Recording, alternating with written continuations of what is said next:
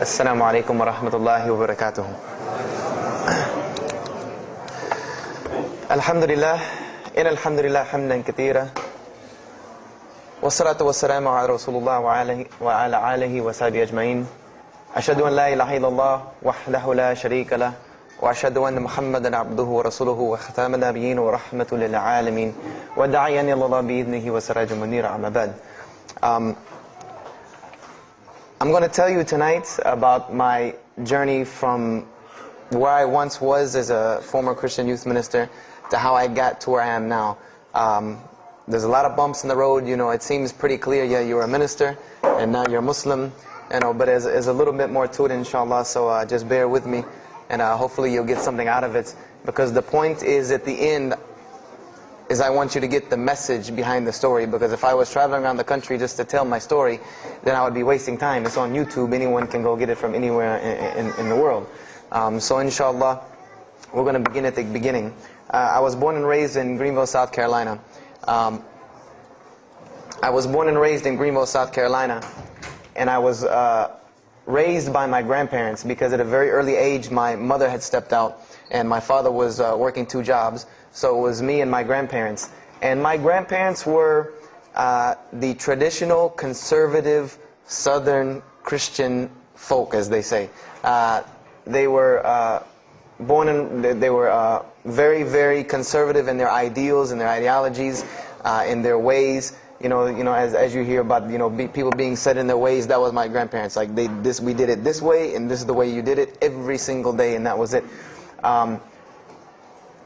And we were very religious in the sense that we went to church on Sundays, we went to church Sunday evenings, we went to church Wednesday. And in Christianity, that's considered very religious. And it was not hard for us to go to church, and it was not difficult for my grandmother to drag me to church every Sunday, which as a kid is what they had to do, because the church was 2 houses down from our house. There was 2 houses, and then there was the church. So it was not hard for them to drag me every Sunday. And I hated church as a kid because of the simple reason that, we were brought up United Methodist. And Methodist is, for any of you know, it's very traditional. It's not like you think about like screaming and shouting in church and all that. No, you listen to the preacher, you stand up and you sing, you sit back down, you listen to the preacher, you stand up and sing, you sit back down, listen to the preacher, and that's it. That's all that happens. And the pews, as they call them, the chairs are made out of wood, they're hard, you get tired of sitting there, you're fumbling around, playing with the money that my grandmother gave me to put in the offering plate, all of these things. That's what I remember from church as a very small boy. But the thing that I do remember enjoying about church was Sunday school. Sunday school is what I got enjoyment from, because went to Sunday school, you painted pictures, of like Noah building the ark, you painted, all these pictures of Moses splitting the Red Sea. You learned the stories of Moses freeing the children of Israel from Egypt. You learn the story about him splitting the Red Sea. You learn the story about Noah and the ark. You learn the story about David and Goliath. You learn all these beautiful stories in Sunday school. So this was basically, as coming up, this is what I knew about Christianity, was the stories that I learned in Sunday school, because I never listened to the preacher during regular service. So that was the only thing I knew about Christianity. So coming up, this was how it was. It was just the norm. And the conservatism in my house, just to give you an example, and about the level of conservatism, is, if let's talk about gender issues, let's say when I became 12, 13, 14, and I started to actually, notice females, and I actually didn't think they had diseases and wanted to run away from them every time I saw them. Let's say I wanted to have a girl over or something of this nature. It was so serious to my grandmother that I had to make an appointment with her, let her know this girl was coming to my house. We had to sit in the formal living room, which in the South, I don't know how it is here, but you have the dining room, then you have the formal living room with all the nice stuff that you don't go in unless there's company over.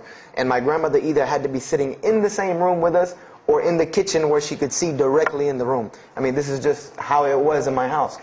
This is how my grandmother and grandfather were. They were very stern. They were very loving, but there were rules, and those rules were the way they were, and they did not change. So this was my upbringing. And I would say at about the age of 12, 13, 14, more along the age 13, 14, I started going to the Saturday evening youth services at my church that were for 12 and up. And the youth services were held in the gym, and they were totally different than church. At the youth services you went, we played basketball, we played volleyball, we played dodgeball, we played every kind of sport, and we ate pizza and cake and candy, all the stuff kids like to do. And at the end, the youth minister, who happened to be my catty corner neighbor across the street. When I was 14, he was 17. He was the youth minister, so he would sit us down and give us a 30-minute lecture about Christianity, about something about God. He would give us a 30-minute sermon, and that's how the youth services were. And going to these youth services, I met some other people who went to other youth services. They invited me to Young Men for Christ and other things that were going on in South Carolina. And so I started to go to these different retreats and camping trips with them. And so that is when I would say that I started to become a Christian out of will. I became a Christian because I wanted to, not because it was something I was dragged to do. I started to actually want to be Christian. This is something I wanted to do. I made my own choice and my own decision to do it. So when I turned 15, I started going to high school. And when I was a freshman in high school, my best friend, who was the youth minister, was a senior in high school. And I remember we had a very close bond because I had not had my license yet, so I used to ride with him to school every day. And it was a big deal for me to be able to ride to school with a senior, especially since he had a brand new, or it was a brand new, but he had a restored '67 Mustang, which I've always been a fan of cars when I was a kid. So we had a very close bond, and we were very good friends because both of our parents were very similar. They didn't let us do much. So we spent a lot of time with each other. And when I became a sophomore, he graduated and started to attend Bob Jones University. I don't know if that rings a bell with anyone, but Bob Jones University is a very prestigious conservative Christian college in South Carolina. It's probably the most conservative college I've ever seen. Because the Moody Institute is known as one of the most famous in this country, it's in Chicago. But Bob Jones is conservative to the point to where when it comes to men and women, like men and women are not allowed to get caught talking to each other in a room alone if they're not married, holding hands on campus. The men had to wear button-up shirts or polo shirts tucked in with slacks or jeans. The women had to wear skirts. No jeans, skirts that came down to the ankle, and a shirt that came to the wrist. And this was part of the guidelines for Bob Jones University. You didn't party, you didn't drink, there was none of this that happened at Bob Jones University. And he started going there, and his major was textual criticism. And textual criticism probably doesn't ring a bell with anyone, and to explain it in detail would probably take another entire lecture. But just to give you a brief synopsis of what is textual criticism. A textual critic takes the ancient manuscripts of the Bible, the pieces of parchment that were found all over the world, and he has to learn Hebrew, Greek, Aramaic, Latin, these languages that these parchments have been found in. And he has to take these scriptures and try to find out where they came from, why there are variations in the many different versions of the same parchment. Let's say you have Matthew chapter 1 from the Bible. There might be 5,000 different variant readings of Matthew chapter 1 in 6 languages. And so he has to be able to take all these and sift through them, try to find out why there's so many variations of the readings, and then determine which one is the original. And that's not as easy a task as it seems. You could figure, which whenever the oldest is probably a more original, which is not the case since there are no originals. You might have one parchment that is the oldest parchment of the group, but it might be a copy of a copy of a copy of a copy of a copy of a copy laden with mistakes. And then you might have the newest parchment in the series that might be a once over copy from an original, or a twice over second copy from an original. Therefore, it would make the newer parchment more original than the older one. So it's not a very easy field to go into. And he started studying textual criticism, and being that I was his best friend, I started studying textual criticism. Whenever he was, doing his homework or research papers, I was right there with him. Whenever he did a homework, he would always let me read it. Or when he finished his papers, he would give them to me. He would pass down all of his papers to me. Every textbook, when he was done with it, he would give it to me. I started to learn a little bit of Greek, a little bit of Hebrew. So I became, started to become a layman's textual critic, and I applied to Bob Jones University in my sophomore year because it was a 3-year waiting process for Bob Jones. And when I turned 16, almost 17, my friend came to me one day and he asked me a question that I had never really even pondered upon. He asked me, he said, "Have you ever read the Bible?" And I said, no, in church. I mean, yeah, we've all read the Bible in church. You know, your parents make you open it up and look at it. And at the Bible studies I went to, Young Men for Christ, we did have Bible studies, and we'd read a few passages and talk for 2 hours about those few passages. But he's like, no, have you ever read it? You know, like you read a book beginning to end.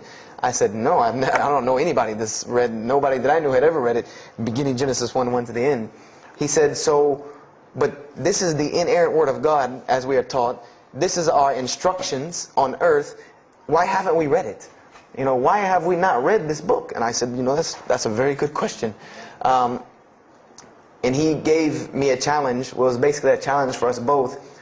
He said, let us start with Genesis 1:1, and let's read the Bible, and let's see what God says to us. Because this is the inerrant Word of God, inspired to men, for instructions for us. So let us see what God says to us. If God can talk to the preacher through this book, why can't He talk to me? I said, you're right. I said, that's very good. I had a lot of time on my hands. I wasn't really allowed to do much anyway after school. So I said, why not? Let's read the Bible. I was somewhat nerdy as a 14, 15-year-old, 16-year-old. So we started to read the Bible. And we decided to go from Genesis 1:1. And what we tried to do, this was the attempt that we made, was to not think of anything that we'd ever heard about Christianity, but to open the Bible, and let's say I just found this book in the desert, and read it and see what it says to me. Let it talk to us. So we started Genesis 1:1, and we started reading through the Bible. You know, we did some of it together, and most of it I did by myself, because I'm a very, very quick reader, so I decided to read a lot on my own. And as I was reading through the Bible, I started to notice the stories that I had heard in Sunday school. You know, you start reading Genesis, you read about Adam and Eve, we all know that story.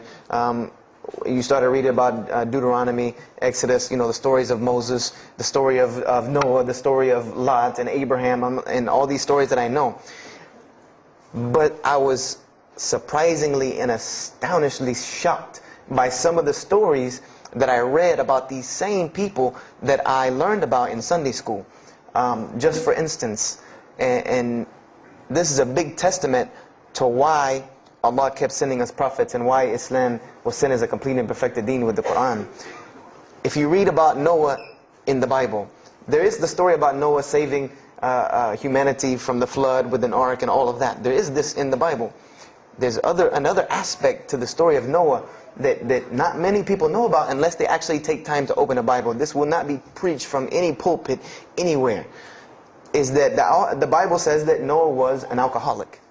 This is the Bible's portrayal of Noah, or Nuh alayhi salam, that he was an alcoholic, that he was a drunkard. This is the word used in the Bible, that he was a man given to alcohol. And I'm a psychology major, and my field of specialty is mental illnesses, and alcoholism is one of those, is a mental illness. And I know from seeing alcoholism's effect on one of my close friends' parents, I know that someone who is truly addicted to alcohol, and if Noah lived for so long addicted to alcohol, he was seriously addicted to alcohol. It is hard for someone addicted to alcohol to hold down a 9-to-5 job working at McDonald's flipping hamburgers, much less construct an ark to save humanity from a flood that's never happened. So that stopped me for a moment in my tracks, and I said, Noah was an alcoholic. You know, and it bothered me for a minute, because I said, you know, things started popping in my mind like, if Noah was a drunkard, how did he know God was talking to him? Because, you know, I've seen some people, they're alcoholics, you know, you were just asleep in my dog's food bowl the other night drooling, and now you're telling me you were talking to God last night. You know, you know, to rationally, that would not make sense to me. That's like, you know, an alcoholic on the street coming to you and tell you God's talking to him. You know, he has no, this would give this man no validity. This man has no validity with anyone. So I didn't pay too much attention. It caught me, but I said, you know what, I'm going to keep going, because there's one thing that you don't do in Christianity, and I'll tell you what it is in a minute when I started doing it. Then I came across the story of Lot, or Lut alayhi salam. And we all know the story of Sodom and Gomorrah in these stories, but there's another very twisted story in the Bible about Lot and his daughters. There's a story of Lot and his daughters in the Bible that says his daughters got him drunk one night and seduced him and committed incest with him. This is the Bible. This is one of the Bible portrayals of the prophets of God. The person who saved his family from Sodom and Gomorrah. This is the story that is in the Bible. So I'm catching myself again like, oh, this is becoming a really bad habit that I'm seeing. This is becoming a bad recurrence that I'm seeing over and over again in this Bible. So, after that I started, speeding through some of the other mumbo jumbo to get to more of these prophet stories. And I got to the story, there are others, and there are some stories in the Bible that are not PG rated, period. They're not rated for talking anywhere. You would need an 18 and up ID card to be able for me to even tell you these stories. So the one that intrigued me, that caught my attention the most, was of my most beloved story in the Bible, and that was of David and Goliath. That was my most intriguing story to me, because not only was, it said that in the Bible that David was a very small man and Goliath was a very big man, and that was appealing to me because I've always been very short, and as a kid I was really short. So, I said this was a very beautiful story to me, just in its prose and in its concept of overcoming. And so I started to read about David. And there are very beautiful stories about David in the Bible. There are indeed. But there is one story about David in the Bible that shocked me to my core. And it's a story about three people. There's three people in this drama: David, Bathsheba, and Uriah. And it says that David saw this woman named Bathsheba. And she was one of the most beautiful women of her time. And she happened to be married to one of the commanders of his army named Uriah. But David on this day decided that he was not able to resist his temptation to be with this woman Bathsheba, so he did. And he committed adultery with her. And knowing that he did this, the way that he decided to cover it up was he sent a letter to the generals of his army saying that when the battle was fierce, for everyone to pull back and abandon Uriah so that he would be killed, and when he dies then he could have Bathsheba, no harm, no foul. So David went from being the slayer of Goliath, the hero from man, to an adulterer, a plotter, and a murderer. And so this is when I really caught myself and said, hold on now. Something's wrong here. Something's got to give. I said, because to me, God's prophets in my mind were people of example. People who I could follow as an example. Someone who was supposed to be the best of us, so that we could follow them and emulate them. And they're turning out to be worse than some of the people that you see on America's Most Wanted. David is somebody that if I only knew this about him from the Bible, I see him coming down the street, I'm going the other way and calling 911, because he has to have a warrant out on him for something. This is what I'm thinking in my mind. This man is not an honorable man at all. He killed Goliath, yeah, but he killed this other guy named Uriah to be able to commit adultery with his wife. So I committed the cardinal sin in Christianity. I started asking questions. This is the one thing you do not do in Christianity, is you don't ask questions, especially not about issues like this. So I went to my pastor and I started asking questions. What's going on here? Pastor, there's a very bad recurring habit about these men in the Bible. What is the deal here? And I remember he told me the same thing that almost every pastor or every evangelist or anyone I talked to about this, same answer, almost like it was programmed. They would put their hand on my shoulder and say, Brother Joshua, don't let a little bit of knowledge wreck your faith, because you're not justified by knowledge, you're justified by faith.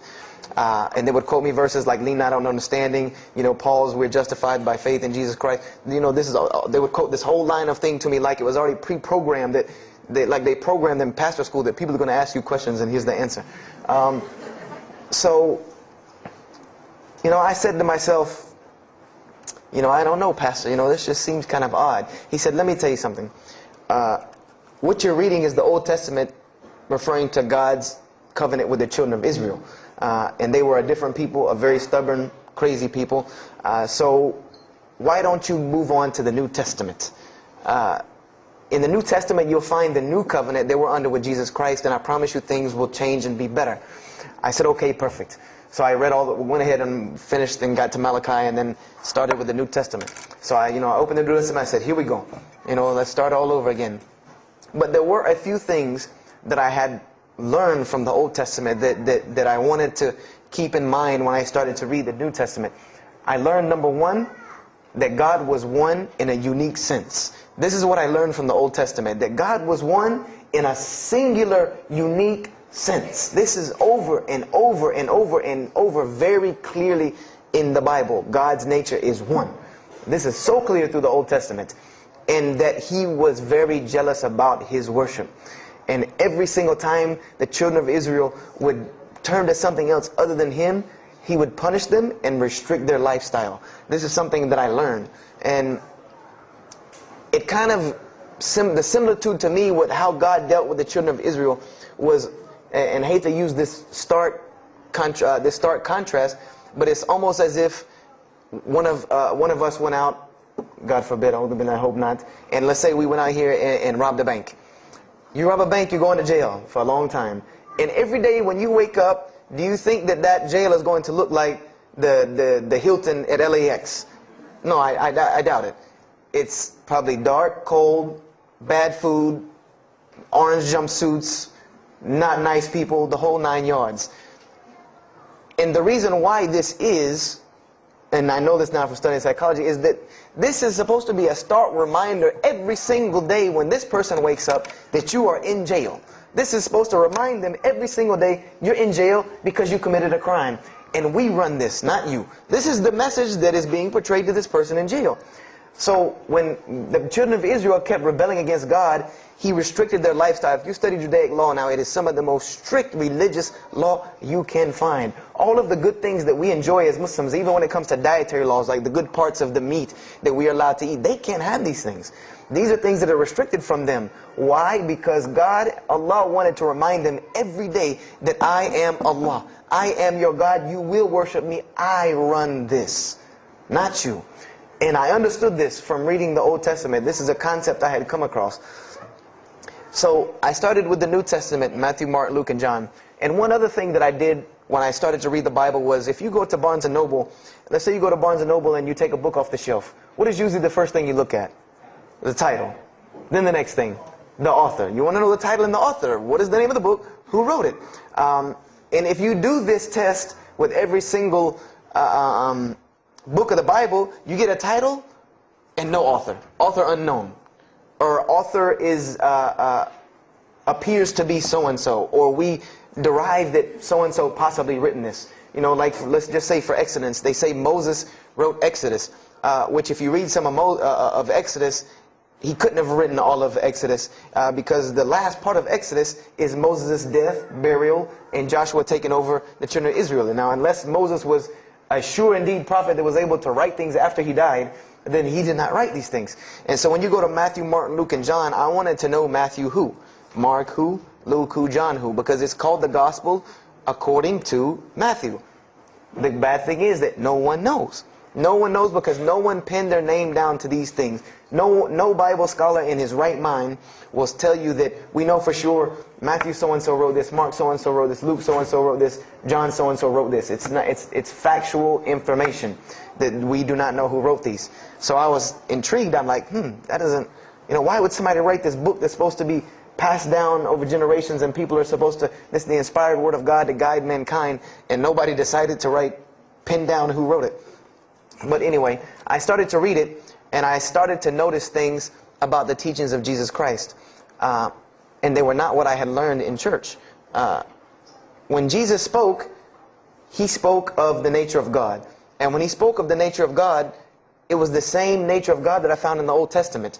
Jesus said many times that God is one. God is unique. He would even quote from the Hebrew Scriptures. Hear, O Israel, the Lord your God is but one. When He was asked, what is the greatest commandment? Or He was asked the greatest commandment. He said the greatest commandment, and every Muslim should understand these two concepts. This should be nothing new to you. The greatest commandment is to love the Lord your God with all your heart, with all your might, with all your strength, and then to love your neighbor as you love yourself. He said the rest hang on these two, which we know in Islam we have rights of the Creator and rights of the creation. So this was the concept that He was teaching. And he even said in 1 John 5:17, and this was more clear to me than anything else can be, this is life eternal, that they may know you, the only true God, and Jesus Christ, whom you have sent.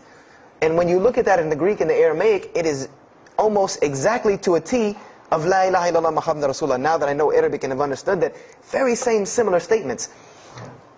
Yes, indeed, there were some implicit statements about that you could implicitly, if you took them and separated them from everything else, you could maybe derive that Jesus was trying to claim some divinity or something for himself. But I also know from doing psychology, and I did a little bit of law too, that an implicit statement cannot override an explicit statement. An explicit statement always takes precedence.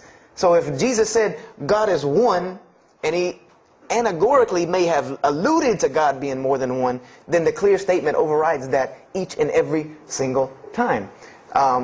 So this is what I found through the New Testament. And I also found that Jesus taught salvation.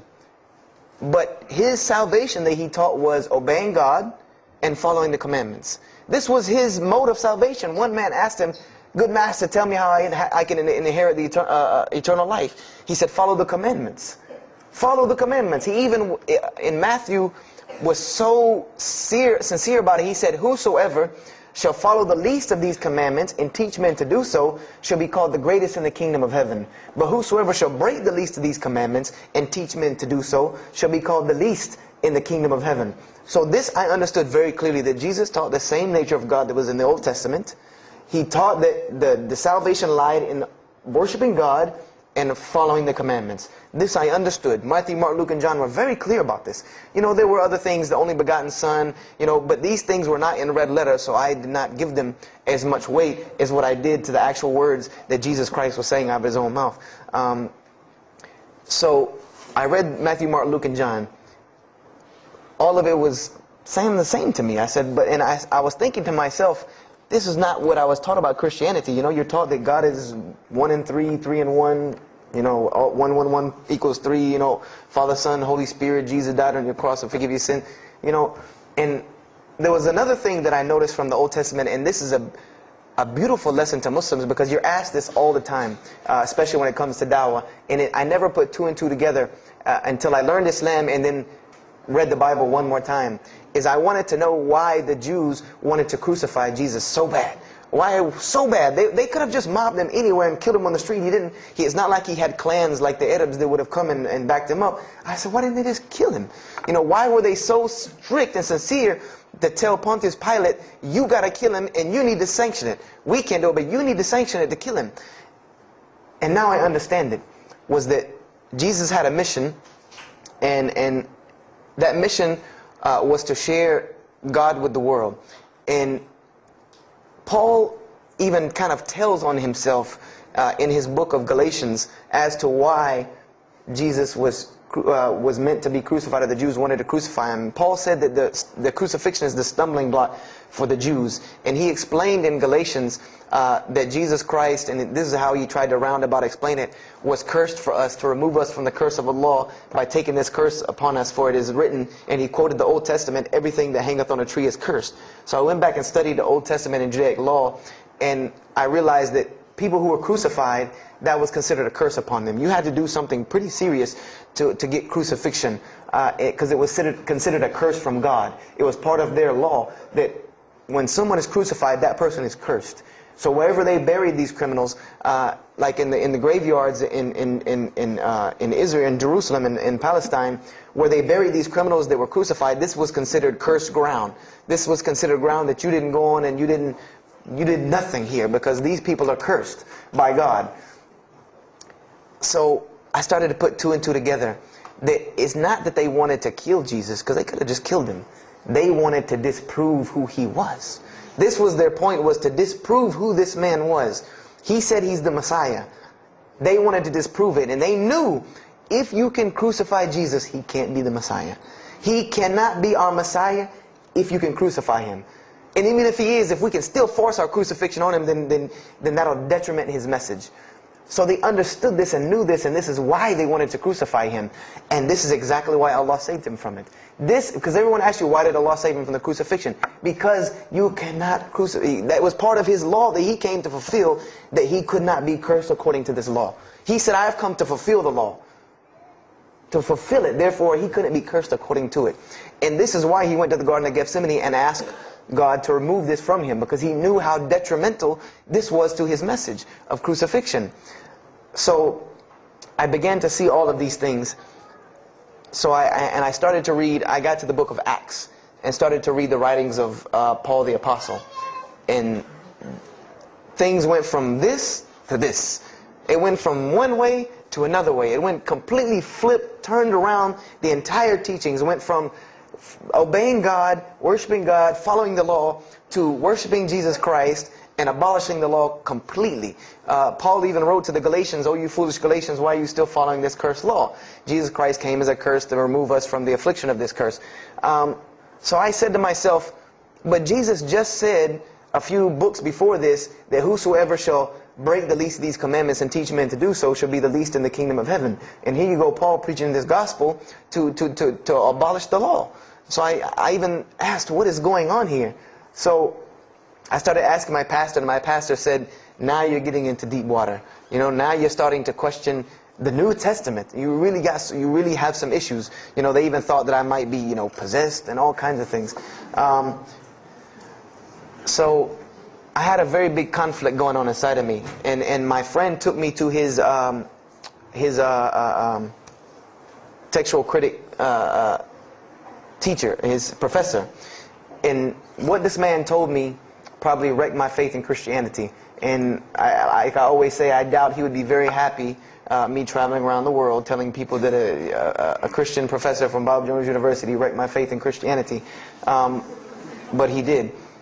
Because what I asked him was, what happened to all these contradictions? You know, in the Old Testament there are many contradictions. If you study Hebrew language, you'll understand that when you read some of the Old Testament or the Torah, that there are some parts of the Torah that you can see is the most beautiful Arabic that you can see. The most beautiful Hebrew that you can see, just like when you read the Quran. It's very beautiful Hebrew. And then 2 chapters later, you'll see Hebrew that looks like a broken 3-year-old who is trying to scribble some Hebrew down. It looks very colloquial, very dialectic. You can tell it's not the same person speaking. So I went and asked him about all this stuff I saw.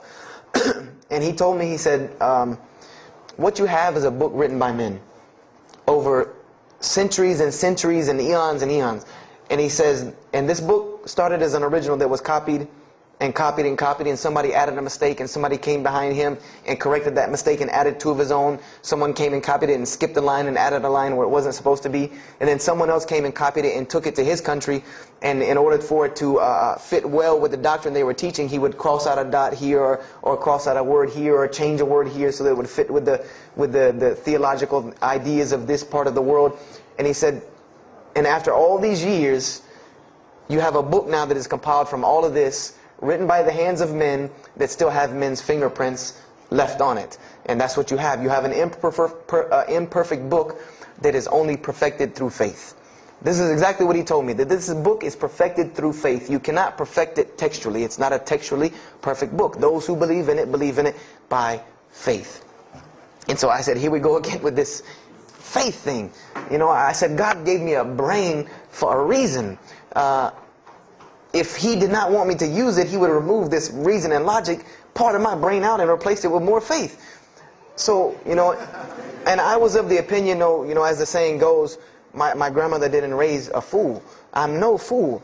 You know, I said, I can't believe in this. You know, I mean, this book I've been taught is the inerrant word of God, and you're just telling me that it's a book of errors that's only perfect through faith. That's like me taking a 1982 Datsun all beat up and say, if you believe it can be a Mercedes. If you believe. You know, that would make no sense. You can't take a car to the car dealership and say that. No, if you really believe it, if you look at it right, it's a Mercedes. So I said, no, you know, this is a book full of errors. And God's religion is perfect. If God has a religion, it's perfect. If he has a book, it has to be perfect because he is perfect. So I left Christianity completely.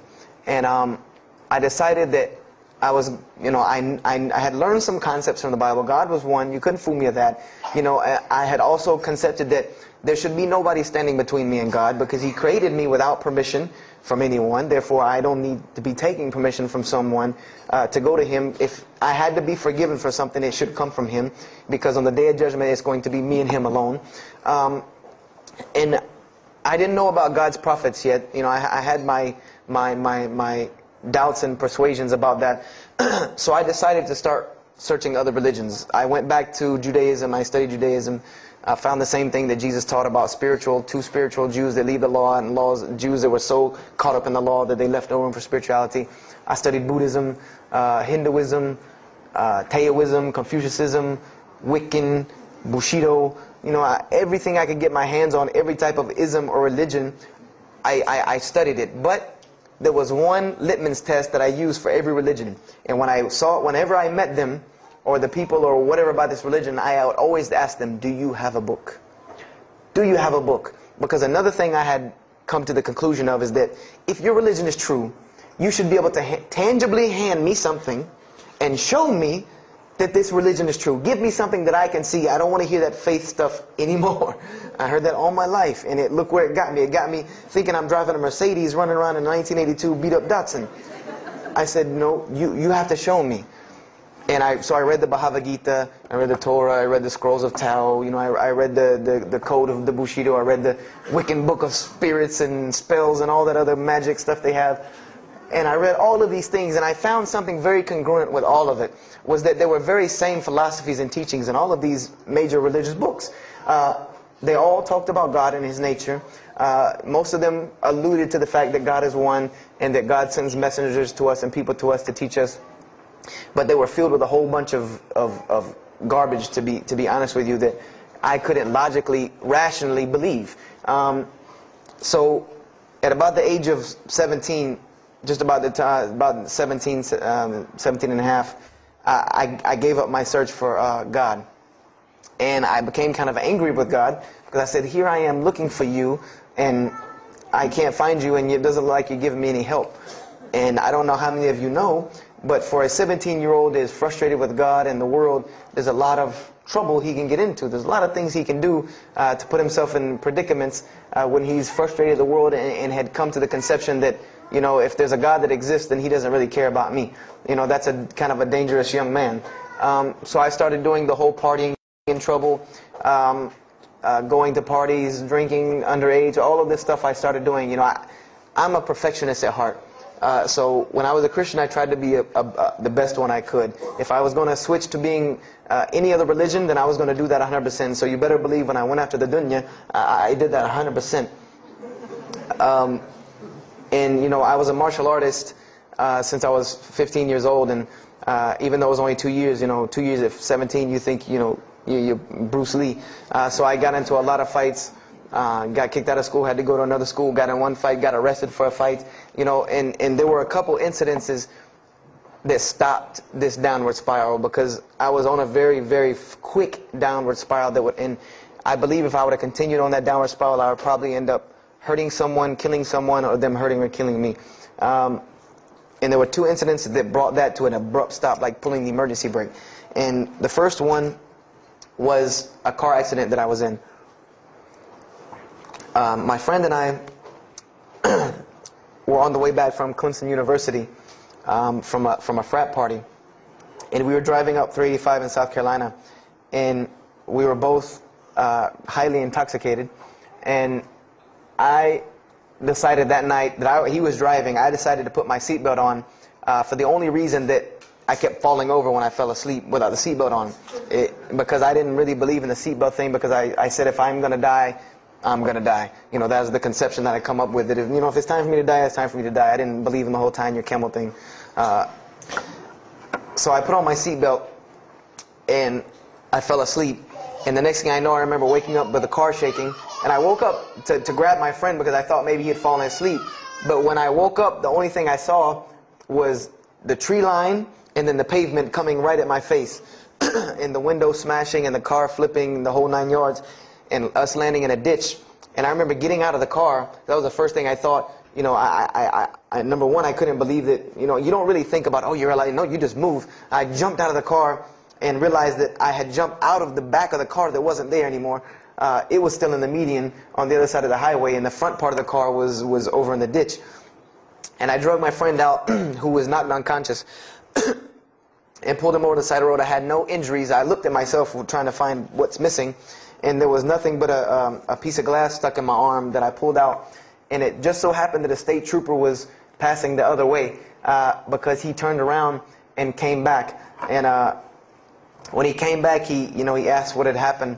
And the first thing he asked me was, did you see what happened? Because there was other people who would pull over, so I guess he thought that I was a bystander, because I started to walk towards him. He's like, did you see what happened? You know, where are the people? I said, yeah, I really saw what happened. I was in the car. You know, and he was like, you know, as they say, like the color drained out of his face, because he was shocked. He said, how were you in that car? You know, and of course they took to the hospital. My friend got arrested, DUI. But before he put us in the ambulance, he was a man of God, because he looked at me and he told me, he said, young man, you better realize that you're on this earth tonight for a purpose. The only reason you're still alive is that God has a purpose for you.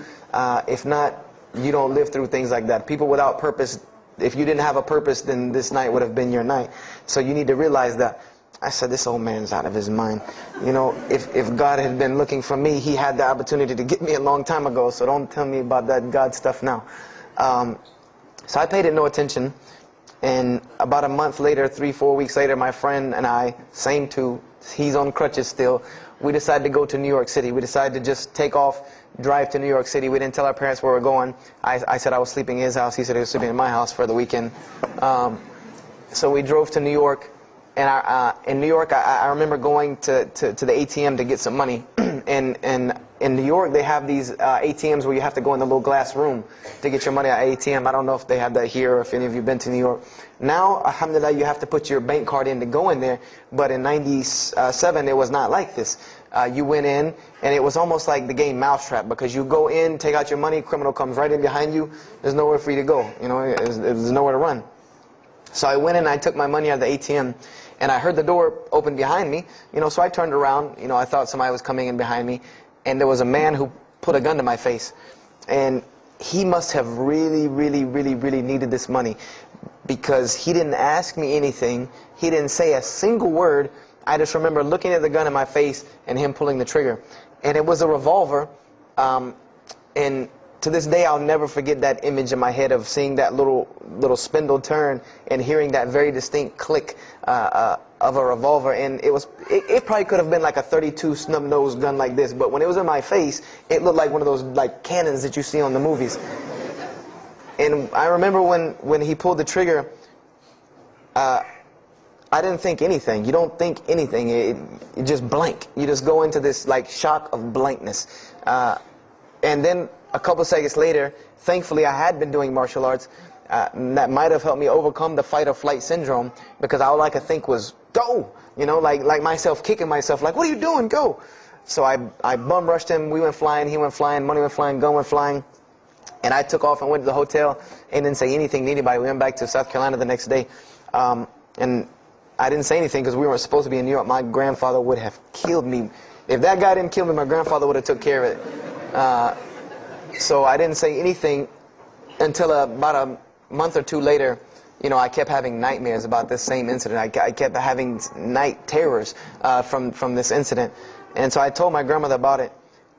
And she told me the same thing that the officer had told me. She said, you know, you have to realize that God has a purpose for your life. You're here for a reason.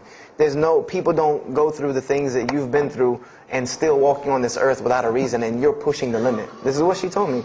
You're pushing the limit, really. God has something for you, and He wants you to get it, but you're pushing it. And she didn't tell me to go back to Christianity and study my Bible. The only thing she told me was that God hasn't gone anywhere.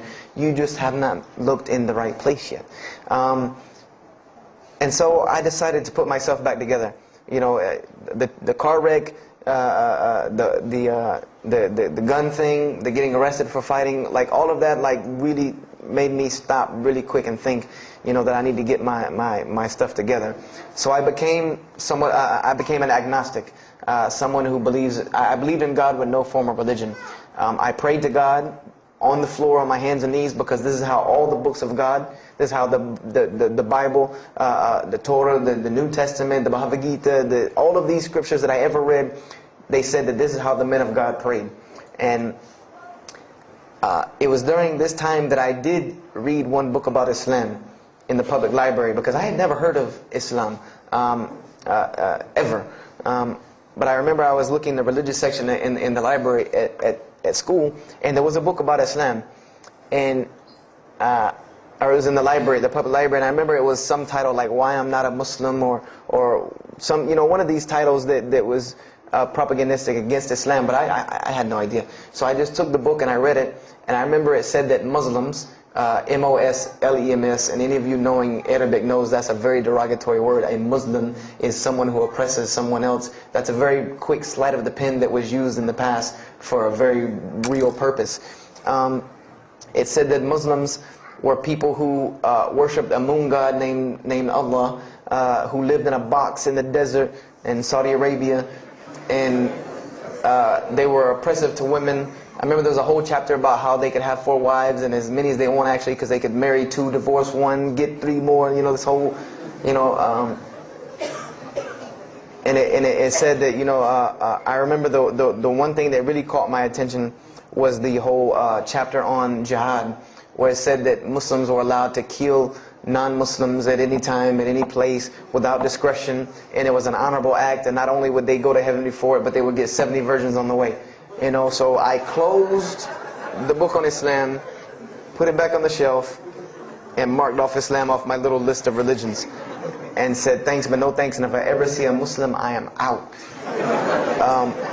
And I said I'm pretty safe in Greenville, South Carolina. I had never seen a Muslim ever.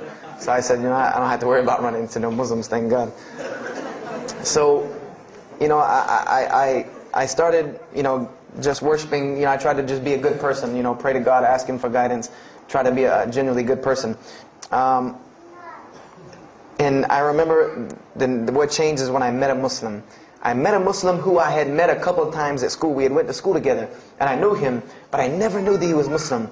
And there's a couple of reasons why I never known he was Muslim. Because he was African American, number one, and the book said that Muslims were Arabs. And number two, I didn't know, I thought Muslims ran around, marrying as many women as they want and killing non-Muslims. I didn't know that they could also be part-time drug dealers. So I didn't know, I never knew that this guy was Muslim. I didn't put 2 and 2 together. So we were at his house one day, and me and my other friend, the one that I got into a lot of trouble with, I'm trying to keep him out of trouble now. We were at his house, and we were debating something about religion. I forget what even the topic was, but you had 2 teenagers thinking they know everything. And I was trying to explain something to him about the Bible. And that guy came in and was listening. He said, "Have you ever heard of Islam?" I said, "Yes, I've heard all about Islam." He was like, "Okay, so what do you think of it?" I said, "What do you mean what I think of it? That's probably the worst religion I've ever seen on the face of the planet." He's like, "Why?" And he's like, "But I'm a Muslim." I was like, "Man, stop playing."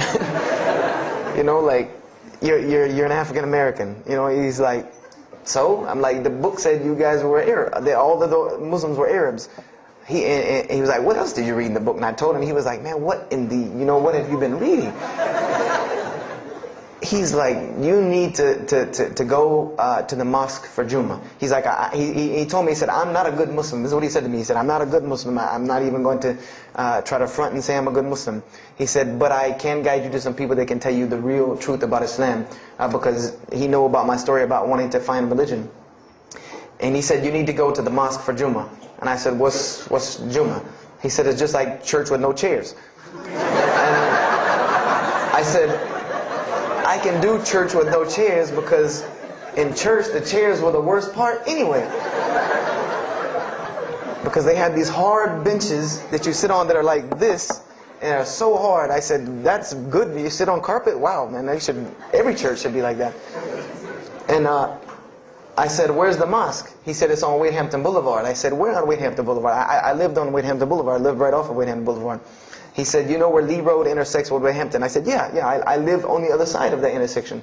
He said, it's right there. I said, no, it's not. There's nothing. There's a gas station or a church. He said, yeah, you know that church, the Evangelical Missionary Training Facility? I said, yeah, I used to take missionary classes there. He said, you know that building in the parking lot with the gold thing on top? I said, yeah, the gym? He was like, no, that's the mosque. Because I had always thought it was the gym because it was in the same parking lot and it was just rectangular with 2 glass doors in the front. And you could literally walk in between the church and the masjid and touch them like this. Anyone doesn't believe me, go to Greenville, South Carolina, look at the masjid. You can almost touch both of them just like this. He said, yeah, it's right there. I said, I've never, at first I was shocked. Like, I've been living across the street from all these crazy Muslims all my life. I said, I never knew. And he told me to go to Jummah, and I asked him what time. He said he would meet me there at 1 o'clock in the afternoon on Friday. So I said, okay. I went on Friday. And I'm waiting outside for him. I'm not going inside. That's not happening. And I'm seeing all these people going in. And at this time, it was a predominantly Indo-Paki Arab masjid. Anyone who went in was not American, period. And I did not see even one African American going there. And I did see one. And then when he went in, I heard him talking in a dialect that I realized he was probably from Africa. So I said, he's not American. So I'm not going, I'm waiting, and I'm standing outside sitting on the church steps, and the imam pulls up and parks right in front of me, who I had no idea he was the imam. But he got out and he asked me, am I waiting for someone, this, that, and the other? And I explained to him. He said, oh yeah, we know this brother.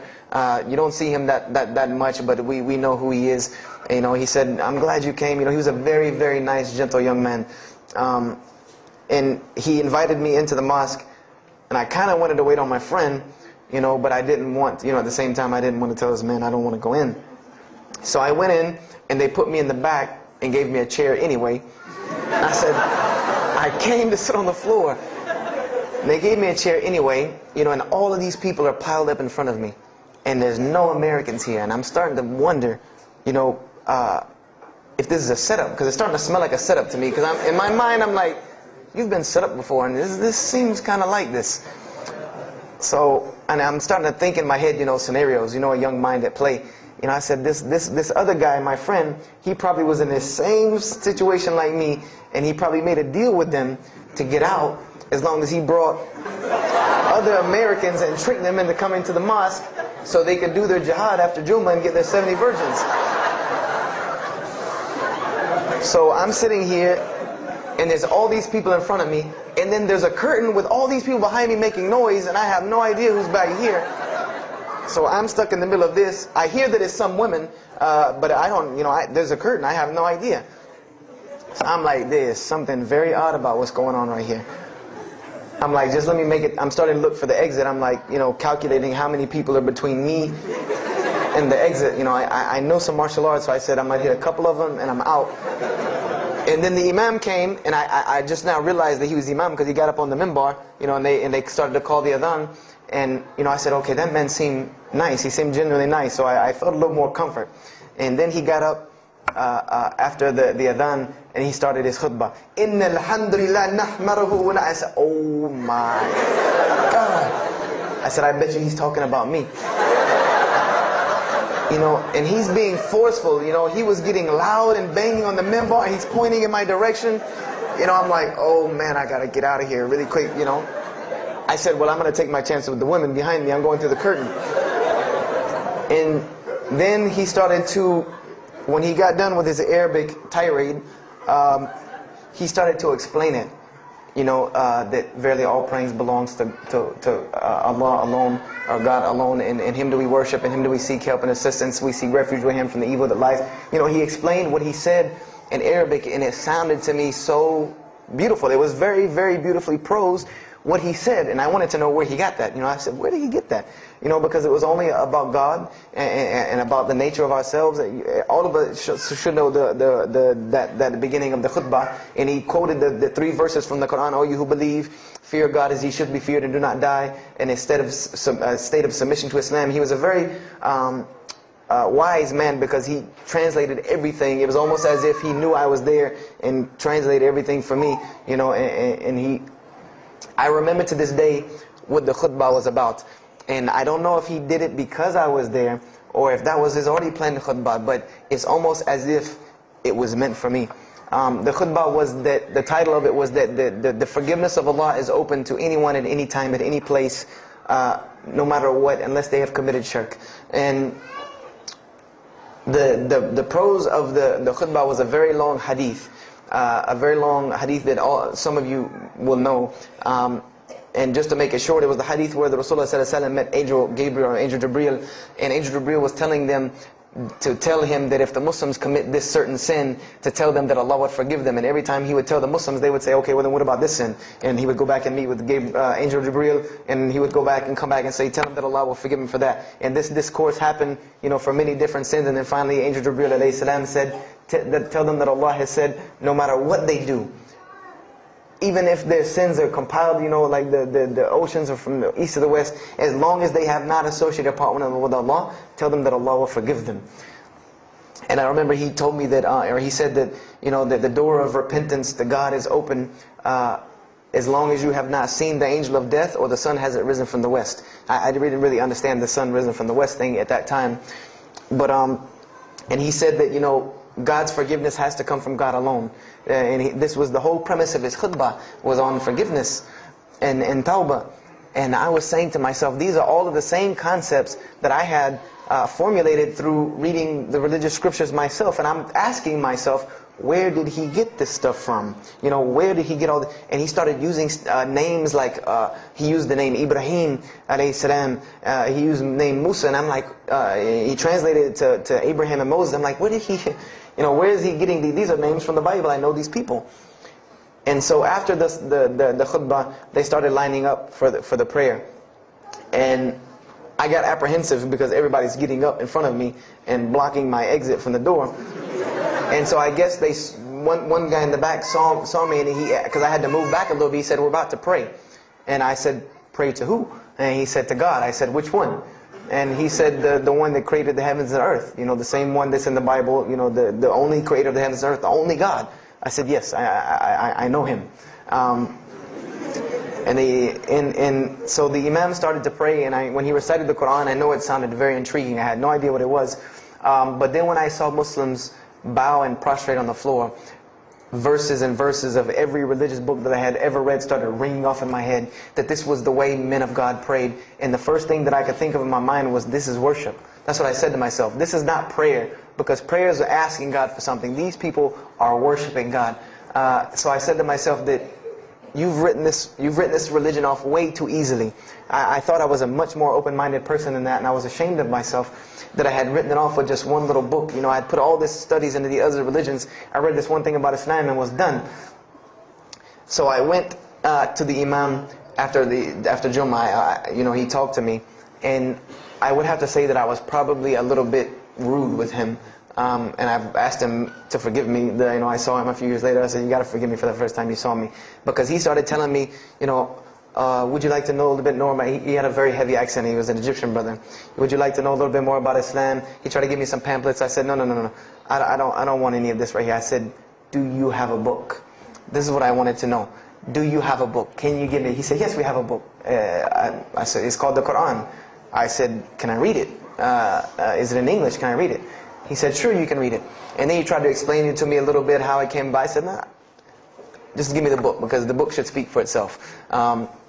So I took the Quran home, and on Friday night I started to read it, because this is a book I had never seen before. And I was very interested. So I went home and I opened the Quran, and I read the Fatiha. It seemed to me kind of like the Lord's Prayer. It was a little similar to what I found in the Bible. But then I started to read Surah Al-Baqarah. I started to read Surah Al-Imran.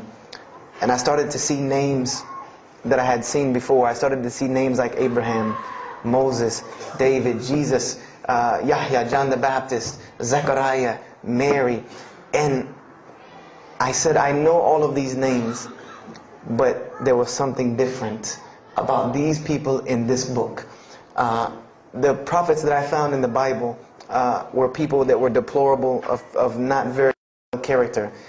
these same men in the Quran were someone who were at the highest echelon of moral character and moral fiber. They were someone that was an example to be followed because they lived the message that they preached. Therefore, they were able to be followed and emulated.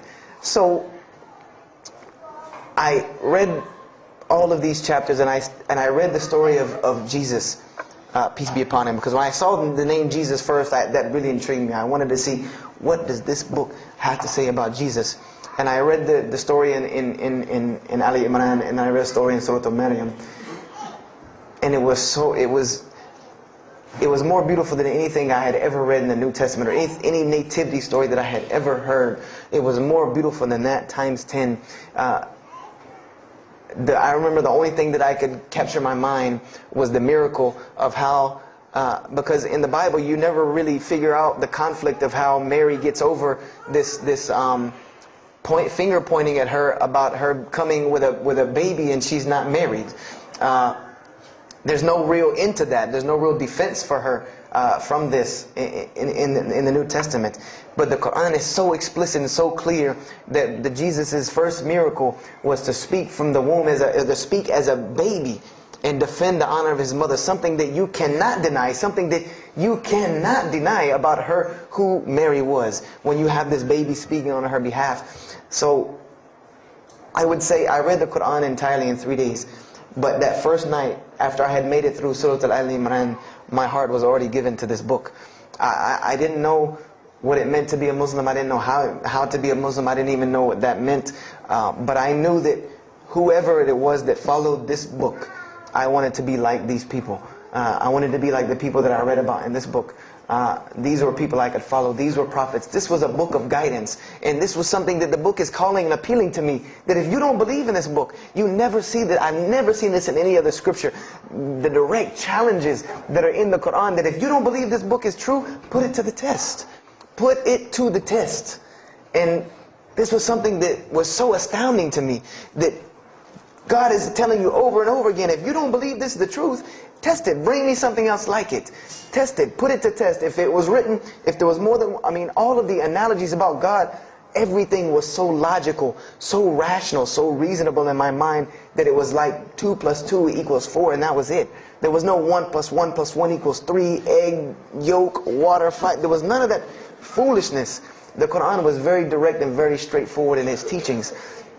So I gave my heart to Islam that night in my living room, reading the Quran, and I cried and cried, that I had been looking for the truth all this time, had searched all this way, and it was right across the street from my house.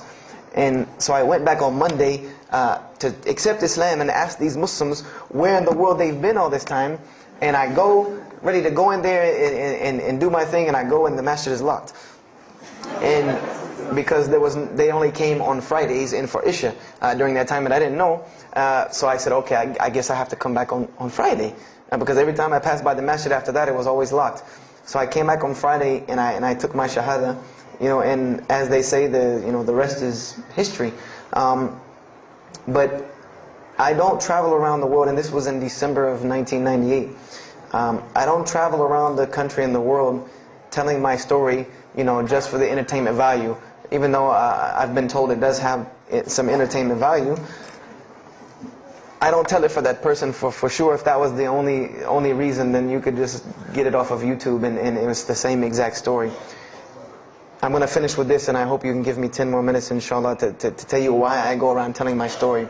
I tell my story to let everyone realize that there are millions and millions of people just like me.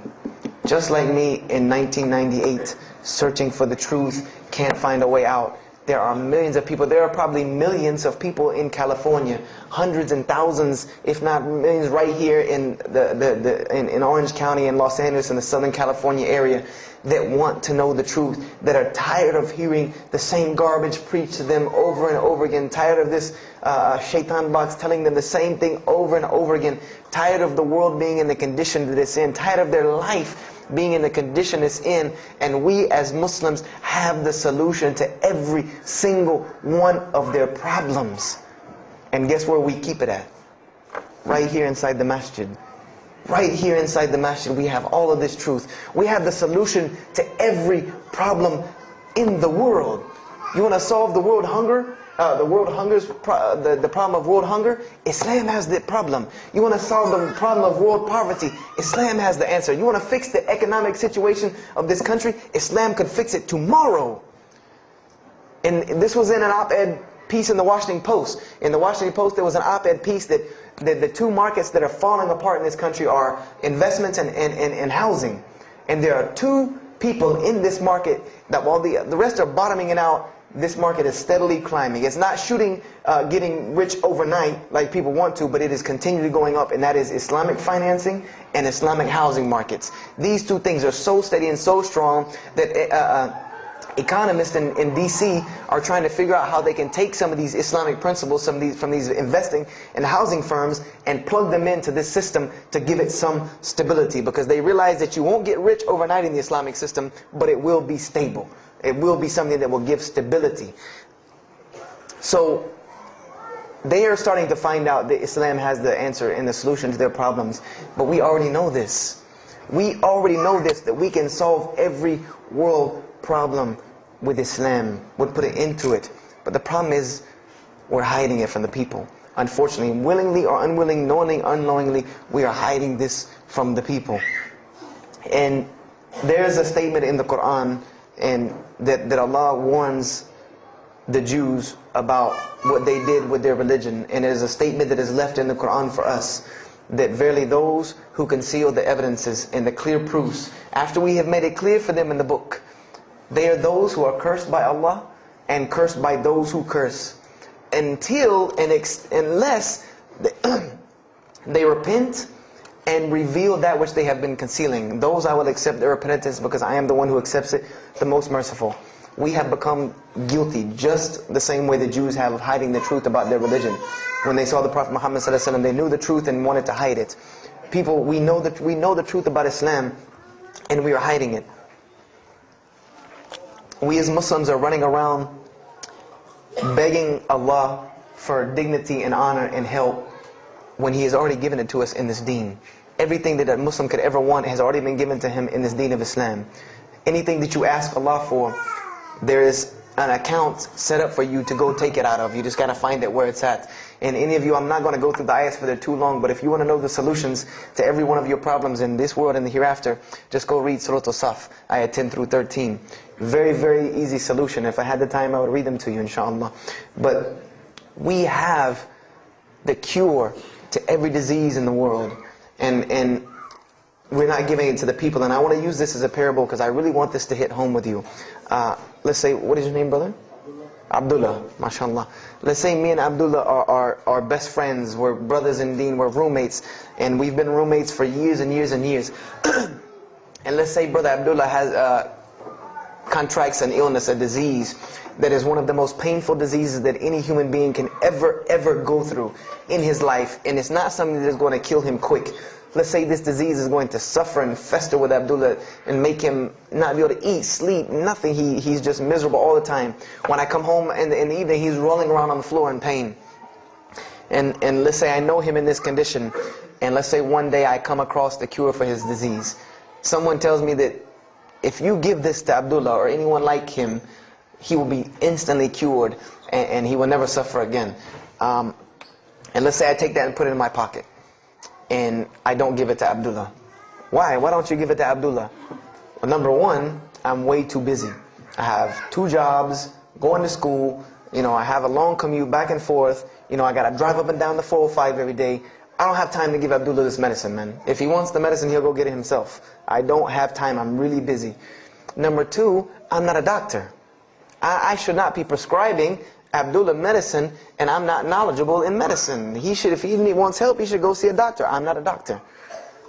Number 3, Abdullah's, please forgive me, but Abdullah's kind of stubborn. He doesn't really listen very well. He probably, he's kind of set in his ways. So even if I tell him this medicine is good for him and it'll cure him, he probably wouldn't even take it anyway. So why waste my time? Do any of these excuses sound familiar? And let's say I don't give this medicine to Abdullah and he dies. And let's say he dies the most painful death that you can ever imagine. I want to ask you a kind of rhetorical question. I want to ask you kind of a rhetorical question. Do you think on the Day of Judgment that Allah is going to call me and Abdullah up and ask him about this incident between me and him because I've oppressed him? I have oppressed him. I've allowed him to suffer knowing that I could ease his suffering. I'm sure Allah is going to ask us about this. But you know the beauty about Islam is that if Abdullah was a good Muslim, bore this disease patiently and died, he dies as a shaheed, inshaAllah. And on the Day of Judgment, this is how beautiful Islam is, that he could very well come before and Allah ask us about this, and Brother Abdullah say, you know what? Allah, I forgive him, so you forgive him. This is the beauty of our religion. And Allah will forgive me. But the disease I want to tell you about is the disease that every single non-Muslim walks around with every single day, and they don't even know it. It has no real physical symptoms, and that's the disease of shirk, the disease of being jahl, being ignorant about Allah subhanahu wa ta'ala. Allah gives them life, and they worship someone else. Allah feeds them, and they thank someone else. He created them and fashioned them in the womb of their mother and knows them better than they know themselves. And they have no idea who He is. They don't even know who He is. If that doesn't pain your heart to see a person in this condition, then for sure the hearts have become hardened. Because when I see non-Muslims, especially when I sit in places like airports, I see this disease. I see it on them. I see them walking around with it. And there's so many of them passing me, I think to myself, there's no way I could talk to all of them. There's nothing I can do. And this disease is something that not only is not going to show up as a physical symptom, and is going to leave them ignorant about Allah subhanahu wa ta'ala, but when the day they die, they will die the most physically painful death that anyone can ever suffer. The Rasulullah said that when the angel of death comes to the disbeliever, it doesn't come kindly. He yanks the soul through the nose, and it's as if his flesh is torn from his bones. It's as if they take Brother Abdullah and turn him upside down and stuff him in a human paper shredder. This is the death that is waiting for those who do not know Allah subhanahu wa ta'ala. And you know the unfortunate thing? That while you've been sitting here listening to me, thousands of people have died. Thousands of people have lost their life not knowing Allah while I'm talking to you right now. People in this city have lost their life, and there's nothing we can do about them. They're gone. It's too late for them. We can't save them even if we want to. And that's a deplorable, deplorable, sad, sad fact that we can't save them. But there are many, many, many, many who we can save. And that all that takes is us taking this light of Islam we have and showing it to the world. There's a statement in the Bible, and I finish with this. Whether Jesus ﷺ said this or not doesn't matter, because this statement is one of the most profound statements that has been somewhat of a focus for me in my mission of da'wah. It is said that no one would bring a candle into his home and then place a bucket on top of it, because then no one would benefit from the light. No, if someone would bring a candle in their home, they would set it on the table in the middle of the room so that everyone could benefit from this light. And unfortunately, the Muslims of this generation, we are a bunch of candles with buckets on top of it. No one can see our light. No one can see the beauty of Islam. And believe me, if you don't see it, believe me, take it from someone who was once standing on the outside looking through the window at that light. It is one of the most beautiful things you can ever lay your eyes on. It is a treasure to be found of treasures. And everyone else can see this, and they will see this if we show it to them. If we allow Islam to be Islam. If we start becoming Muslims, meaning that the best form of da'wah that you can do to this world is very, very simple. It's not complex. It doesn't take a 10-hour workshop, even though some of the details do. But if you want to know the way, the best way to do da'wah is for Muslims to be Muslims.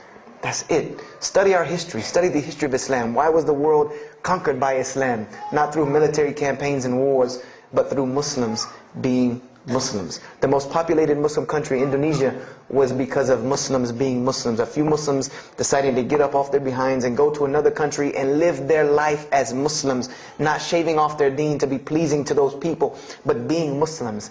And when the people asked them and inquired, what is it about you backwards Arabs that we've heard all these crazy things about? Now you come out of the desert with pristine moral and character, and you have better ethics and morals than we do. What is it that has happened to you people? And their answer was, La ilaha illallah, Muhammad Rasulullah. That we believe in Allah and He has sent us a man named Muhammad, and we emulate his lifestyle. That's why we're like this. This is what conquered the world for Islam. This is what conquered people's hearts for Islam. Was the truth and the beauty of it, and its simplicity of its message. This is what brought me, and this is what the world needs. With all of this foolishness going on in the world, this is what it needs, the simplicity of Islam, whether they want to hear it or not. They know it in the bottom of their heart. When you show them the truth, even if they turn away from it, they know it's the right thing. They know it's the truth. And on the day of judgment, you can stand before Allah subhanahu wa ta'ala, having washed your hands and saying that I did my job. And I finished just one more thing. I finished with this. If you don't believe this is important, if you don't believe this is one of the most important things you can do as a Muslim, then the last statement of Prophet Muhammad ﷺ to the Muslims as a whole, he gave his farewell sermon. And we know that what his farewell sermon was a summary or a synopsis of what Islam is and its general principles.